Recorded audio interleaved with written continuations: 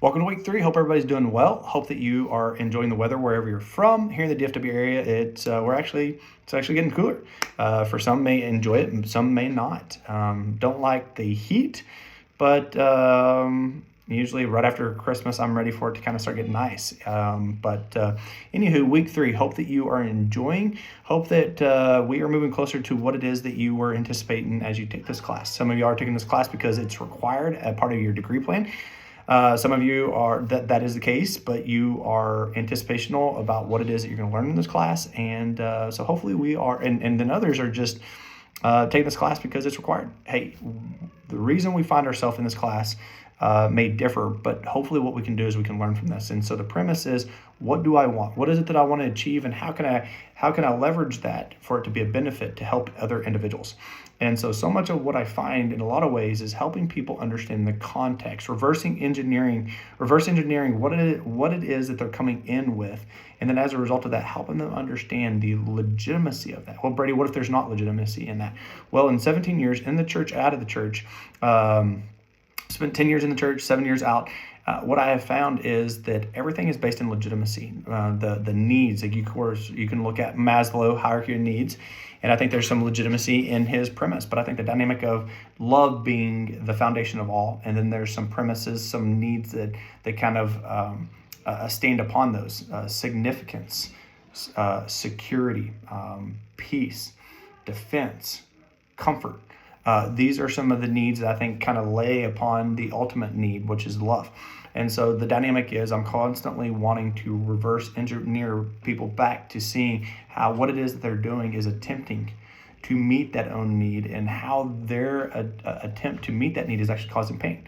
And really what we see this in the early formation is Genesis 3, the idea of how the enemy walked into the garden, or maybe slithered. Well, I guess he walked because I guess the curse was slithering. And again, all my theology majors will correct me. But again, in that, the dynamic is to do what? To get them to disconnect themselves from God as source.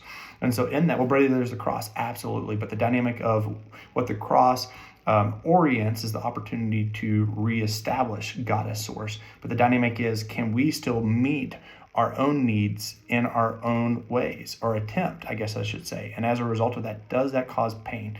And the answer is yes. And so helping them to understand what it is that they're attempting to, that they desire, right? What am I thinking about? What am I feeling? What am I telling myself? Those internal conversations. What do I want? What do I desire? Helping people understand that want and desire is important, because a lot of the dynamics is they are going after those things. And really what we see is a lot of ways is the very things that they're going after that's bringing them into you. If we can reverse engineer that to see, guess what? There's legitimacy. Because a lot of the dynamics is based upon intimacy, connection, a lot of these legitimate dynamics. And so in that, what we see as I keep saying that, it's a filler word. I will just being aware of that, just as God is a God of awareness, just seeing that, I will correct myself, because I know that it can be frustrating hearing someone constantly saying the same thing. You're like, okay, quit putting that filler word in, move forward.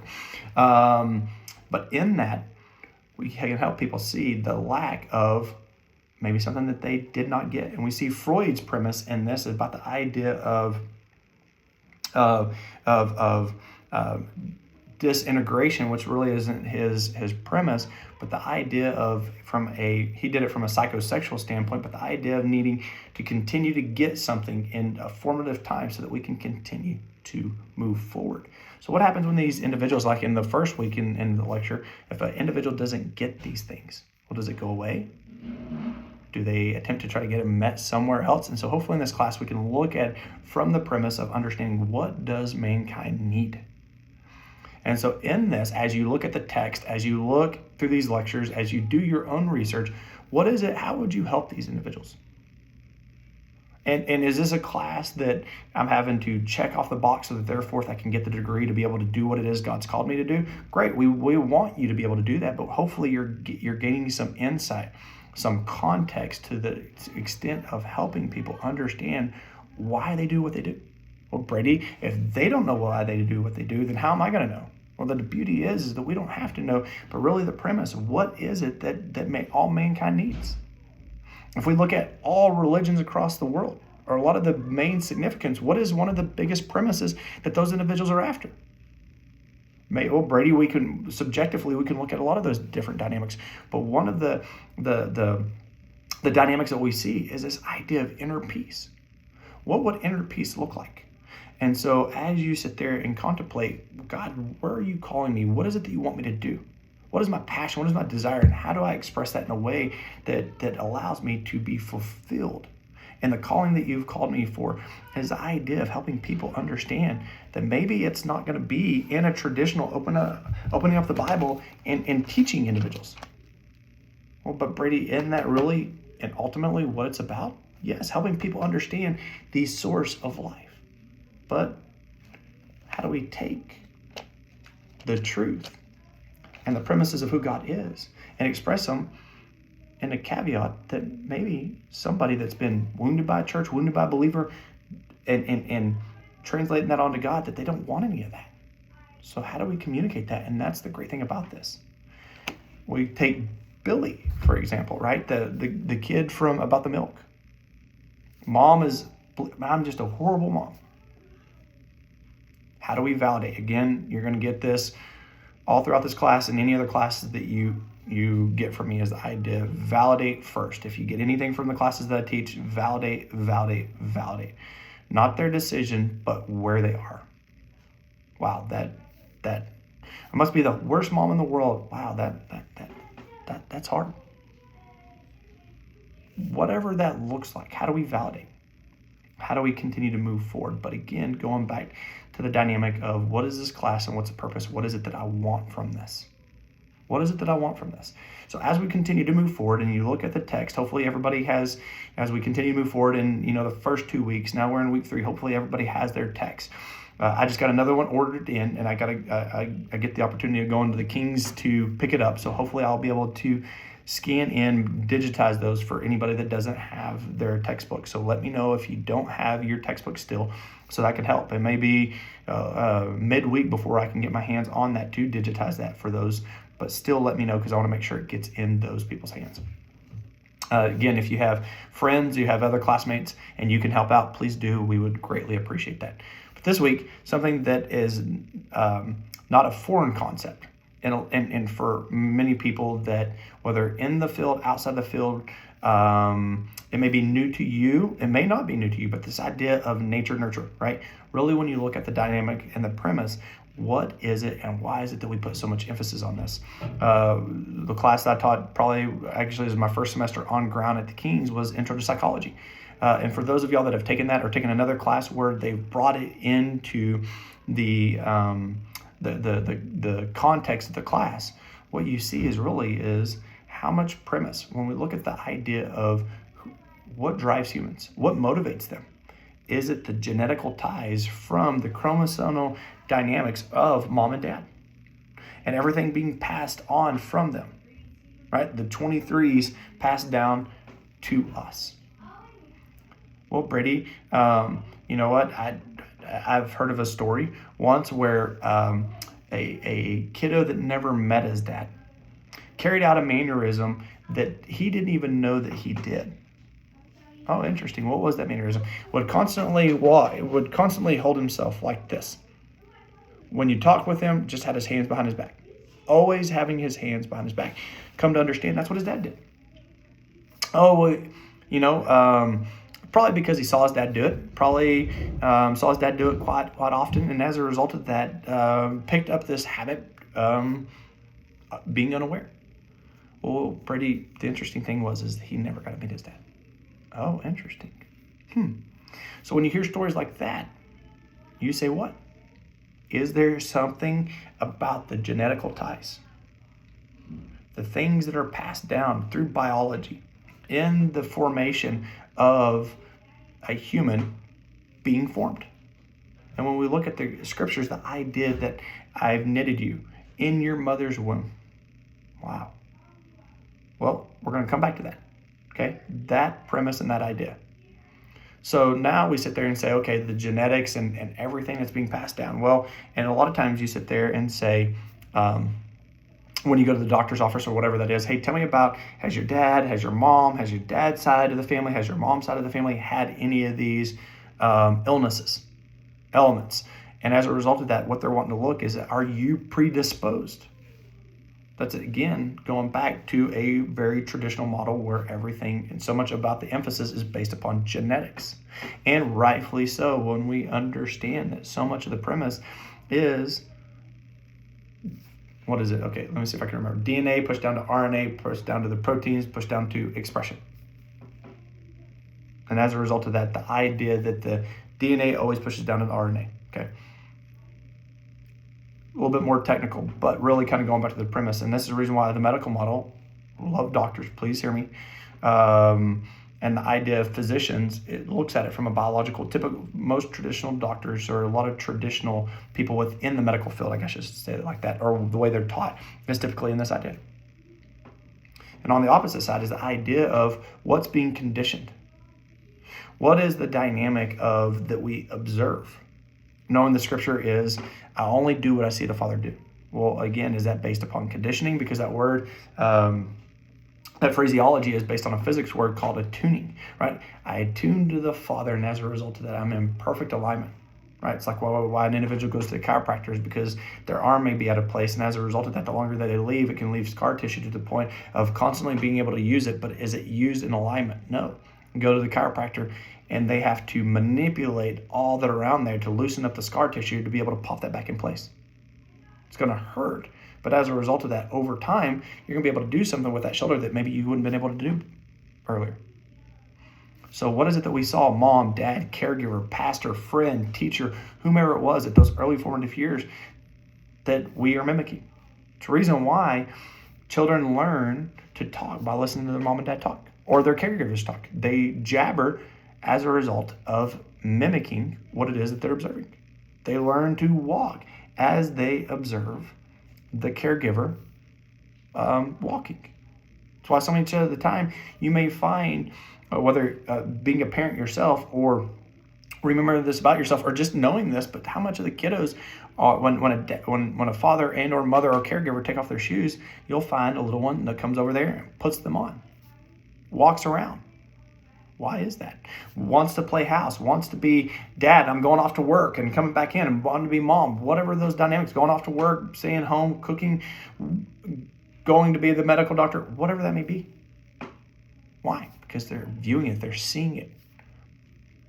Conditioning, genetics. How much of these play a role in the formation of what people do? Behavior. Well, Brady, why is it that we constantly in the year 2023 and we're still having these debates? Because again, they matter. And they matter for you as you're sitting across from the individual when they are hurting and they're in pain.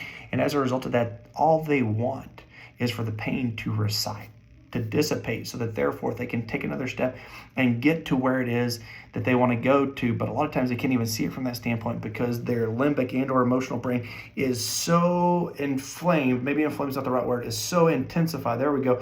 And as a result of that, they can't see anything other than just the dynamic of, how do I get this pain to stop?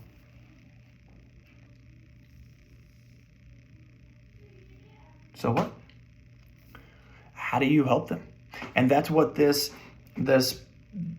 formation of an education is for, is to get you ready to help individuals. Whether that's theories and techniques, well, that's great, Brady, for those who are going to go in more to the applied art, applied science. I'm going into ministry. But again, I've had the opportunity of being in pastoral care and as a children's pastor for many years, for a combination of about 10. Not quite 10, but right there. And as a result of that, I can't tell you how many people came into my office and they didn't want anything to do with Jesus. Brady, I came here because it was free. And as a result of that, I'm hurting so bad. So whatever it is that you can do for me, please do it for me. But would you please not bring in Jesus' name? Oh. And the last probably couple years on staff within pastoral care, that's what I got used to, as helping those individuals. Not sure why, but again, that was what people were coming to my office for. So how do we get good at communicating this message from the premise of it not sounding like it's New King James or NIV or whatever that may be. Well, Brady, is that bad? Well, if we want to be sensitive and meet people where they are, just as the Apostle Paul did with the Athenians, to be able to have a place, because again, we got to remember, if they have been hurt by a believer, by a church, whatever that may be, and you come in sounding like the church, the very place that has caused the pain that they're wanting to get away from, then as a result of that, are they going to hear anything that you have to say? It's good that you're, Brady, we need to stand on this word, and guess what? This word is everything. Absolutely. How do we express it to the point of getting them to the place of being able to see and think differently based upon their pain? Because really, in essence, is that not what it is that we're called to do? And for those of y'all that have taken theories classes, there's all these great kind of theories. I can say this because I'm not teaching theories, but really, if it's not a theory based upon helping an individual think differently, then really, is it a theory that's really going to be a benefit? Long term. Yes, emoting and all these different things. Again, I'm not anti all these other theories, because I think they all have a say. They all have a premise. But from my perspective, if it's not one that's going to help them think differently and challenge them after we've acknowledged and validated emotionally, what was the thesis of Jesus? Metanoia, and or think differently. So again, going back to the premise, Brady, you're getting off topic. Well, I think I'm circling back around to the idea of nature nurture again, right? The whole premise of psychology. How much of it is genetics? How much of it is it conditioning? And where do we stand? Well, is it 60-40? Well, if that's the case, then genetics play more of a role than conditioning. If it's 40-60, then that means that conditioning plays more of a role than genetics. Well, if it's 50-50, great. But in that moment,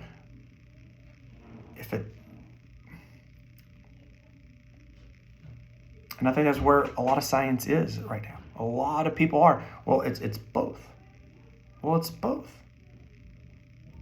Well, can it be to the point where I can be conditioned in a way to see things that challenges the genetical ties that I've been predispositioned to? And then as a result of that, now we see these two areas being at odds one again.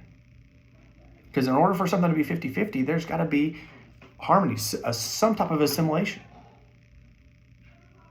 But if I've been conditioned to think one way and genetically predisposed in a different way that causes the conditioning to cause pain, then as a result of that, these two are going to be friction oriented. And then as a result of that, we're going to put more emphasis on conditioning than we are genetics. And for those, maybe even the opposite.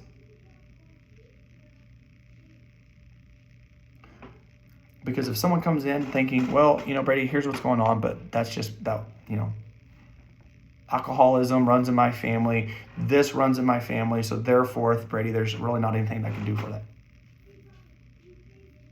Wow. So as the mind goes and the body follows, just as the little engine that has taught us, right? Really, Brady, the little engine that could? Yes. I think I can.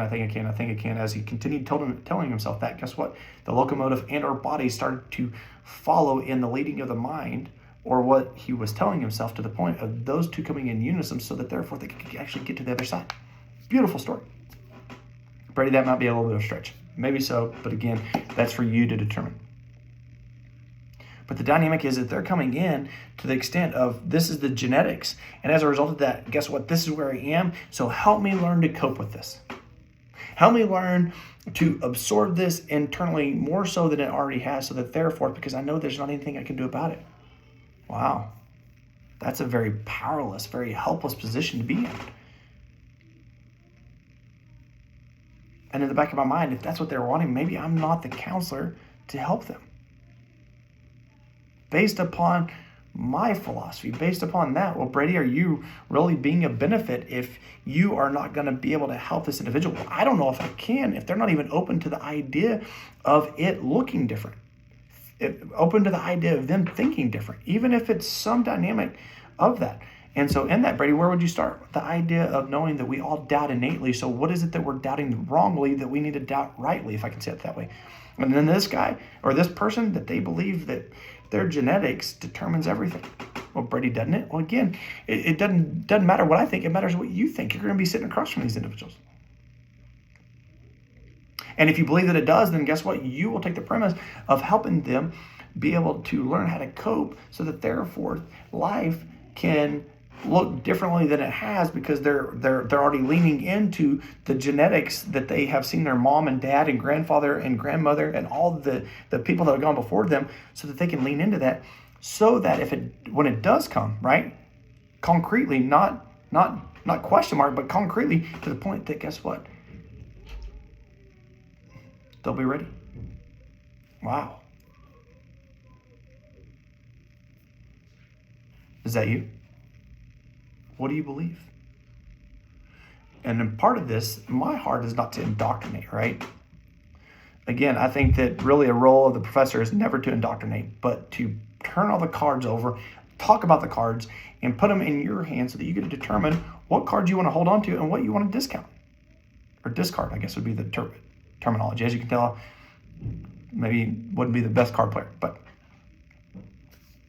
because again, I'm not sitting in that room with you. You got you and God and the other individual, and or if it's group, multiple individuals, but again, you and God.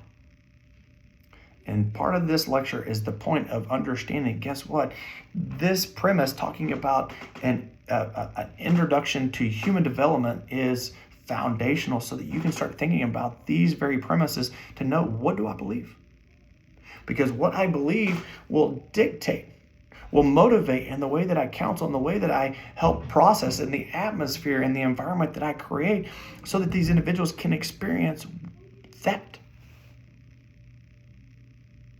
Brady, you're wrong. Maybe. Brady, you're right. Maybe. But again, part of this is not whether or not I'm wrong or right, but the idea of turning over the cards and saying, how do you see this? Well, Brady, if I don't want to take that premise, then what is it? I need to at least be aware of it. Why? To educate myself, to understand, for those people that lean more on the genetical side of things, to the point of being able to understand, how do I validate that? How do I recognize that? Just like Paul with the Athenians. Oh, okay, cool. What do we got here? These are all the gods that are there. Okay, cool. Waiting for the opportunity of doing what? Engaging in the environment, waiting for the opportunity of allowing them to think differently. Here's the God of the unknown. Great, you want to know his name? He could have gone in there and just flipped over all. This is ridiculous. What are you guys doing? No, he waited, built connection, and waited for his opportunity. So again, if this is the premise that you take, okay, awesome. Then how do we help these individuals in the way that they need to be helped? If you're not, how do we not cause further pain by rejecting them, and or the way that we communicate, and they could be perceived as rejection, that they could receive that as rejection, and as a result of that, not get help, but get more pain from the counselor that they just came in to see. Conditioning. The idea of, well, Brady, this is just the way I saw it. So therefore, we do what we see. You know, Dr. Brene Brown's research really talks about that in a lot of ways. That we learn observationally. So if we've been in an environment of pain, then as a result of that, what has that done? Sorry, I lost train of thought. If we've been acclimated, if we've been conditioned, if we've been introduced, and that's all we know, then from a subconscious orientation, from a theta brain frequency, like I talked a little bit about last time, right? That total absorption. What am I going to be used to? How am I going to express differently? A lot of times this is where we see, and the dynamic of how we see things really can reflect the genetical dynamics. Because if we observe dad and constantly drinking, then as a result of that, the idea of, can that be passed down? Well, again, depending upon the assimilations of what was passed down onto him, and can that be predisposed? You get to determine that. Scientifically, they believe yes, but you get to determine that. Well, Brady, if scientifically says yes, why do we get to determine that? I'll tell you that in a little bit. Stay tuned, please. But a lot of that, if I'm watching that as a result of that if an alcoholic dad comes home and gets a drink, then is that my view of masculinity? Is that my view of what men do when they come home? So not only is there the genetical piece that as a result of that, because that's what he saw his dad do, and as he saw his dad do, whatever that may be, and all that being tied down genetically because of what they've absorbed into themselves, what they believed about themselves. Oh, so how much of our belief actually impacts our genetics? Does it? Are you suggesting that our thoughts can actually play them way down in our genetics? It's an interesting thought. What do you believe? As a man believes in his heart, so is he. As a man believes in his heart, so is he. So if I believe something based upon what God says, so am I. Oh.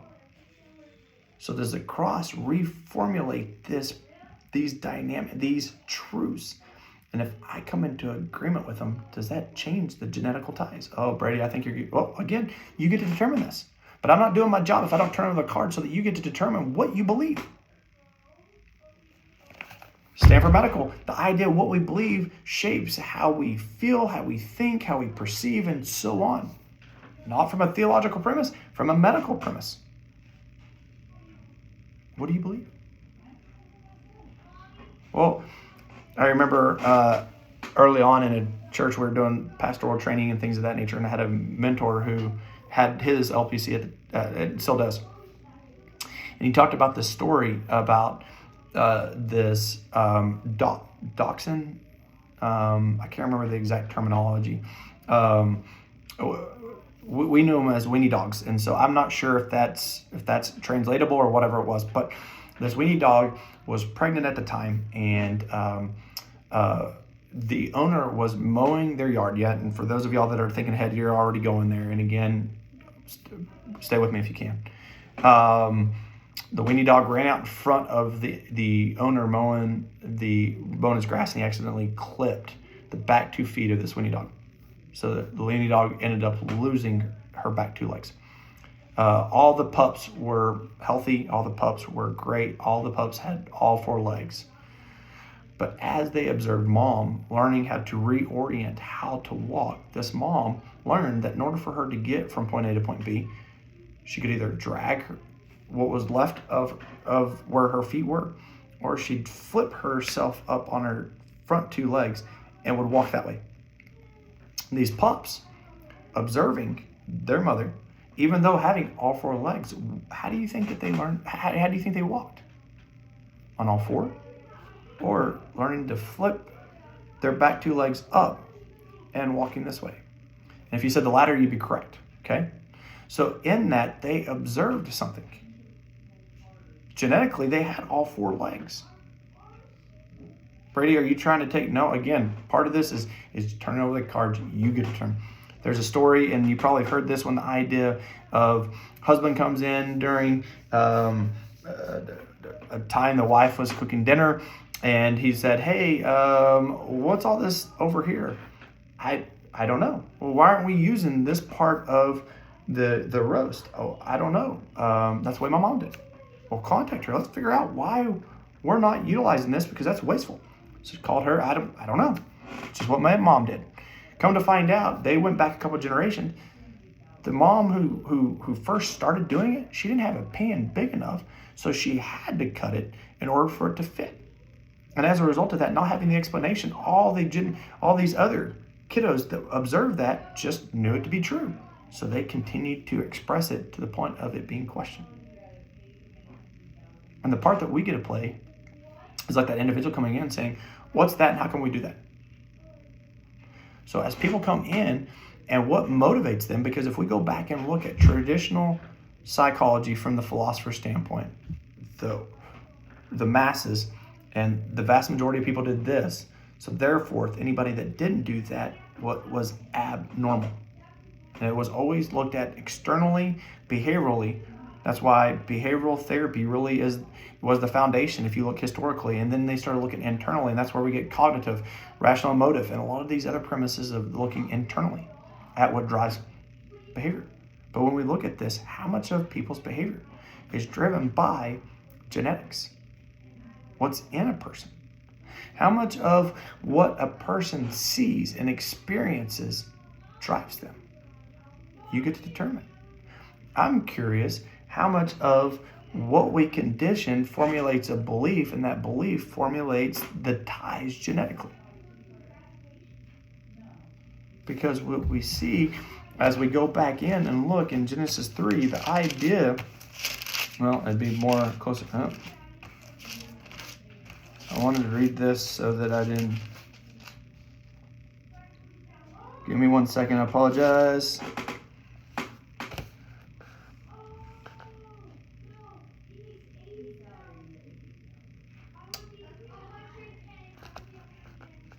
Sorry. It's in Genesis 1. I know. That was 1:26. And then God said, let us make man in our own image, according to our likeness. Let them have dominion over the fish of the sea, over the birds of the air, and over the cattle, over all the earth, and over every creeping thing that creeps on earth. So God created man in his own image. In the image of God, he created him, male and female, he created them. Then God blessed them and said to them, be fruitful and multiply, fill the earth and subdue it. Have dominion over the fish of the sea, over the birds of the air, and over every living thing that moves on the earth. This is out of the New King James. Okay, so mankind's origination was what? From a genetical standpoint. Genetically tied to the imagery of heaven, to the imagery of God. Well, where did that shift and change? Genesis 3. As a result, where the genes were shifted, mutated, if you will, right? From the idea of being traditionally like this to looking something different.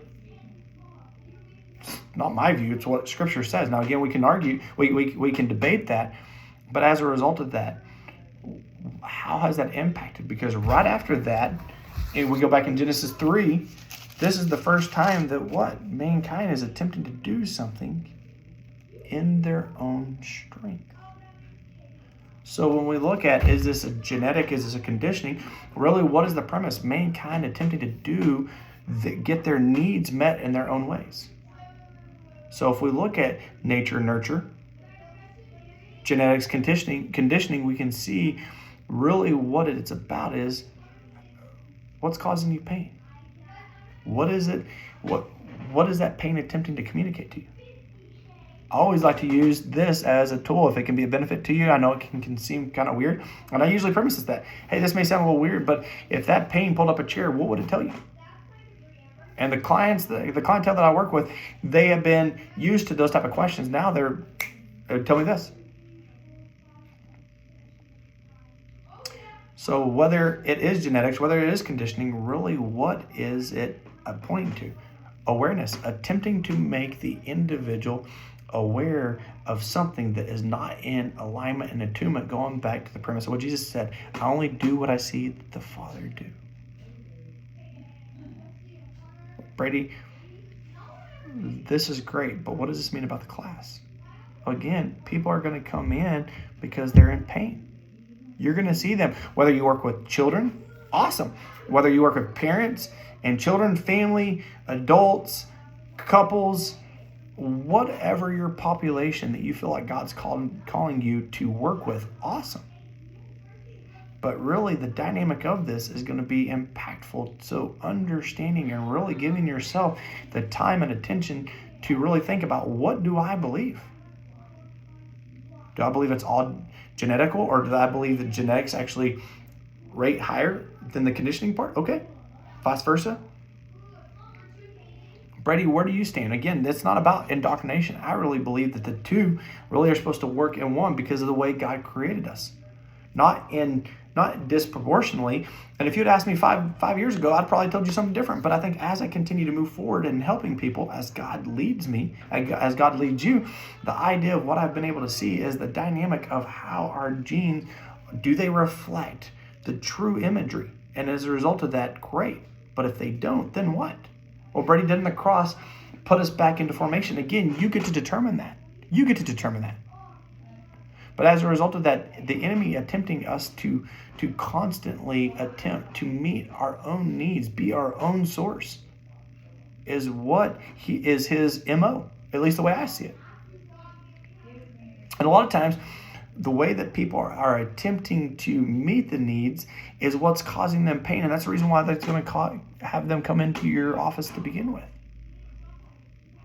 So the idea of what's going on? Well, I'm dealing with a family member because, boy, they're being really mean. They're saying all these bad things about me and all these different things. Okay, so in my mind, are they believing these?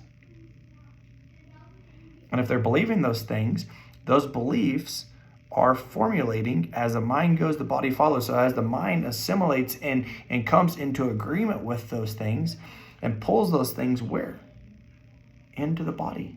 Well, as we pull things into the body, can that impact the genetics? You get to determine that. Doesn't matter what I believe, it matters what you believe. Why? Because you're going to be sitting across from me.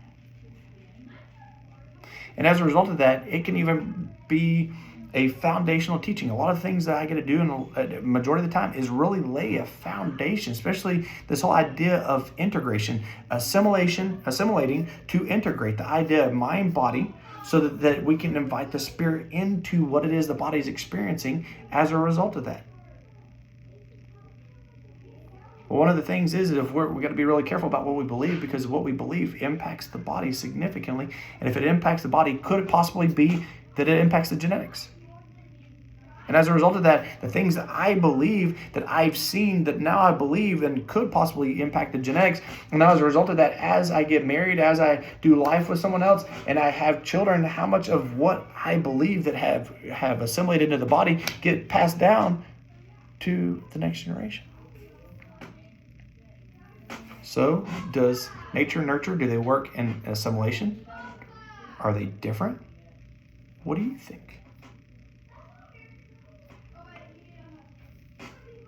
Are they supposed to be assimilated into one? Genetically looking like God. Conditionally being expressive. Well, Brady, no one grew up in a perfect home. Of course not. But the idea of recognizing those things. How did you see mom? How did you see dad? What are the things that what dad did or didn't do, what he said or didn't do, or didn't say? Same thing with mom, same thing with whomever it is within the family dynamics. How are those things, how did they shape you? Shape me? When we think about neurology, we think about plasticity, the idea of reorienting the way that we think.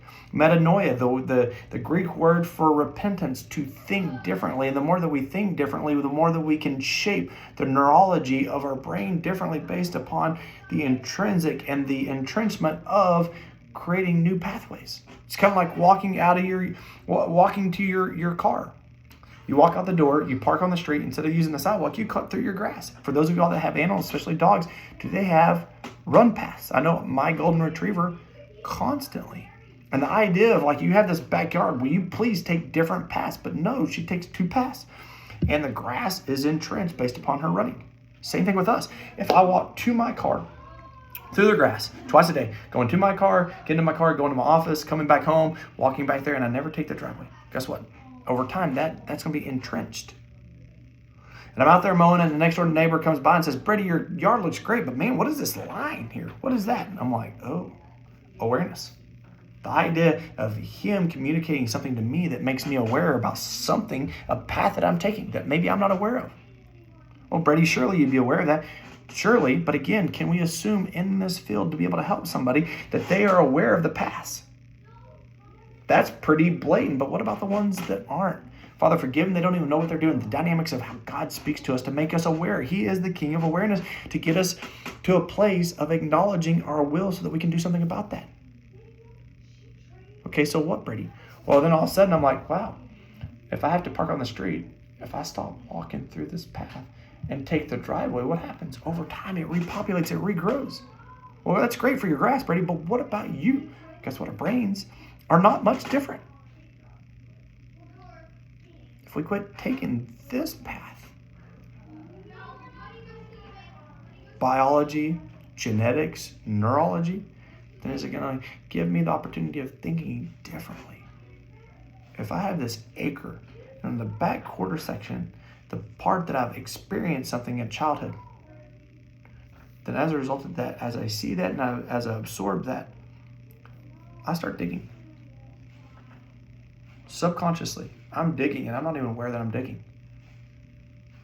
Come to find out, I come see this counselor 20 years later, and all of a sudden, he starts asking a lot of questions about the idea of who am I? Tell me about mom, tell me about dad, tell me about what it is. Well, guess what? Mom and dad genetically, here are some things about them. Great. Thank you for telling me about that within the psychosocial and or the intake. But tell me about what you observed. Oh, well, I saw this within my mom and dad. Oh. So is that how you see life? Well, of course not. A lot of times we deflect, just as Peter did in that very moment. Peter, do you love me? You know that I do.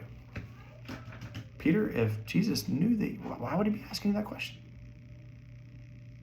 Peter deflected, not once, but twice, until Jesus got the opportunity where he could allow Peter to be bypassed consciously to get to the subconscious. It pains me. Oh, that's interesting. But you know all things. Absolutely, Peter. He does know all things. So what is it that he's asking you? So again, if these pains, if these things that we observed and the absorption of them attempted to communicate something about us, which they can, and they do, only do what I see the Father do, and as a result of that, what did that tell them? Conditionally. Because the moment that we start digging neurologically, when we create this entrenchment, when thoughts flood, and you've heard about flooding, right? Within the area of psychology, how we can be triggered, we can go through something, and I guess it'd be triggering. And usually triggering happens sensationally. Usually as I feel something, I see something, I sense something, I smell something sensationally. And then as a result of that, this flooding comes in thought-wise. Well, thoughts, like water, travel the path of the least resistance. And if I've been digging for the past 20 years in this back corner in the area of seeing myself as wrong or seeing life or seeing family as poor, whatever it is, then constantly, how am I going to reflect that? And they said, well, Brady, I would never want that. Of course not. So how do we create new entrenchment? The idea of thinking differently about what it was that they had been thinking, so that therefore they can create new entrenchment and start digging in the area of love and the way they want to think. And so can the fact of what we condition and what assimilates in change us not only neurologically, but genetically from a biological orientation, how those two work in tandem to the point of when we continue to have offspring, as we continue to have babies and grandkids and things of that nature, what gets assimilated down? And it could be the dynamic of how the genetics reflect what is conditioned. And what's conditioned reflects the genetics. Again, you get to determine this. Brady, you're way off. Maybe. But again, you get to determine that. Why? Because you're going to be sitting across from these individuals, them asking you, please help us. We're experiencing pain, and what we need is just the pain to stop. Just on a side note, what I like to do is, what would it look like to lean into that pain? And usually a premise that I usually like to say before that is, from a telehealth standpoint, I'm glad I'm on this side because you probably want to throat punch me right now. I have a coffee table in my office. It always allows me to get, at least a couple steps ahead of you in case you want to hurt me. But the idea, what does it look like to lean into that pain? Because really we only have two options. We can either through it or back to old ways. And if we go back to old ways, guess what? We are reestablishing. We are reaffirming, revalidating those old ways. Just like Moses, he had Pharaoh and pain behind him moving in, and as a result of that, he had a opportunity of taking a new path sitting in front of him. So, as we think about nature and nurture, it can be basic in conversation. It can even be basic in philosophy and the way that we orient and articulate, or can have a lot of complexity that we need God's help in saying, God, wow, I hadn't really thought about all this. Or maybe you have. But now that we've turned over the cards and I'm putting them into your hands, how do you see the hand that you want to hold on to that allows you to be able to help the people that come through your door? Because that's really what I want you to think about. So that even if it's different from me, then that's okay. As long as you and God feel good about that. You feel good about what God is communicating to you about what you believe about the whole nature-nurture dynamic, so that you can orient, express, and have this foundation. So as people come in, you aren't walking in this premise of still trying to determine what do I believe as I'm trying to help them, because so much about this premise, about this field, really kind of stems from this. People have belief, people have disbelief. So, as I end this lecture, I submit this to you. What do you believe? How do you see nature? Yeah, so getting mixed up with my hands, sorry. How do you view nature? How do you view nurture? And even sometimes the idea people understand the debate, but being able to articulate the difference between the two. What is nature? What is nurture? What does that mean? What does that look like? So not only what do I believe, but how can I construct a 2 to 5 minute statement for individuals that as they come in, that I can give them some foundation.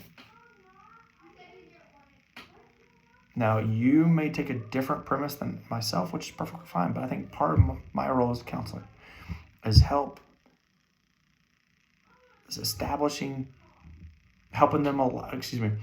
allowing them to see the foundation that God has created for them. And part of that comes with dynamic teaching. Now, am I getting now saying, turn to 1 John 3? No. That's for them to go to church. That's what pastors in the congregation, and, awesome. For those of y'all who want to do that, man, I applaud y'all. Grateful. But the dynamic of helping them. Now, again, part of that's going to be the premise of what God has already established here. But I need to know them connectionally. In the way, if I bring in the Bible, is that going to cause them pain? If so, then I still need to bring in the Bible, but I need to communicate it in a way that it's not rejectional, that they can receive it. If it is, then great. Pull it out, utilize it from the standpoint of pull out the Bible, utilize it, great. Pretty sure that's not a big deal. Had a Bible on my coffee table one time, and an individual came in as a believer, and when this individual saw it, was like, "Oh, what is that?" I'm like, "Well, what do you mean?" Like, "Well, I know it's a Bible, but what are you going to do with it?" I said, "Well, what do you want? What are you hoping for? What do you anticipate?" "I'm hoping you're not going to use it." "Oh, interesting. Why?" She's communicating a bad experience. "Oh, that's there for me." "Oh, okay. Just for me." Now, throughout these sessions, if you want me to utilize that, then great. I'm ready to not? No, I do. I just communicate it in a different way. So, what do you believe? Okay, one question. Second question, after you learn what it is that you believe, as you continue to establish that, what's a 1, 2, 5 minute foundational way that you can start articulating that, looking in the mirror and start practicing, sitting across a chair, and the empty chair, as Gestalt therapy really talks about, and the dynamic of imagining an individual sitting there actually talking, getting used to the idea of communicating this way so that they can perceive it, and getting better, stronger at communicating something that can seem like it could be very controversial. But the more confidence, the more that you feel good about what it is that you believe, that confidence permeates out of you, not only in your voice, but biologically, to the point that they can receive it. Is that going to be across the board? No, because they still may reject the premise, but they can feel the confidence that pursued you. So, what do you believe? Nature, nurture. And 2, practice a 2 to 5 minute speech, if you will, right? A way to orient and articulate that so that you feel more comfortable and confident as you meet with individuals and as you continue to meet with individuals.